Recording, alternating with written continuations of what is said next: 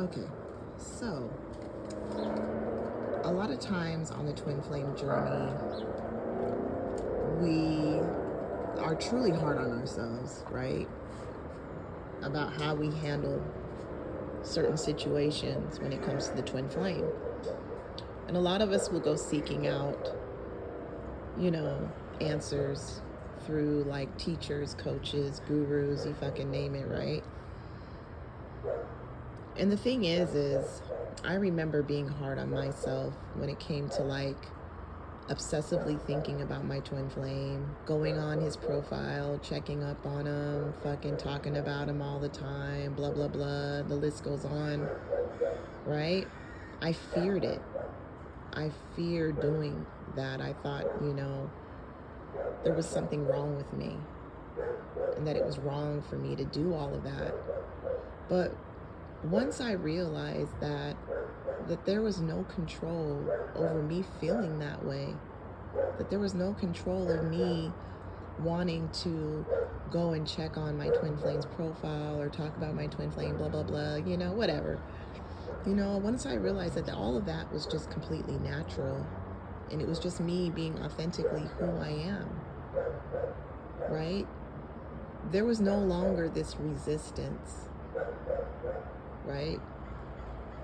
If I felt like I wanted to, talk about my twin flame, go check up on him, whatever, then that was what was happening for me. That's just what I was authentically doing, and that it was completely okay.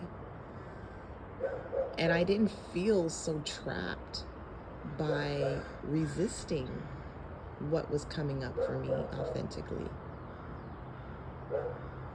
I just kind of naturally flowed, and eventually me checking up on him, thinking about him all the time, talking about him, fell away on its own because there was no more of this resistance of not doing it. You know what I mean? Thinking, oh my gosh, if I don't stop, if I don't surrender and let go, then I will never come into union with my twin flame. And here's the thing, there's no telling when and how your twin flame will show up in your life. There's no rules here to any of this stuff. It is what it is. So why not be authentically who you are, whether it's you checking up on their stuff or talking about them or not talking about them? I've realized that when there's this resistance of not being authentically who you are is when it becomes more restricted. And there's, this entrapment feeling because you're not being you.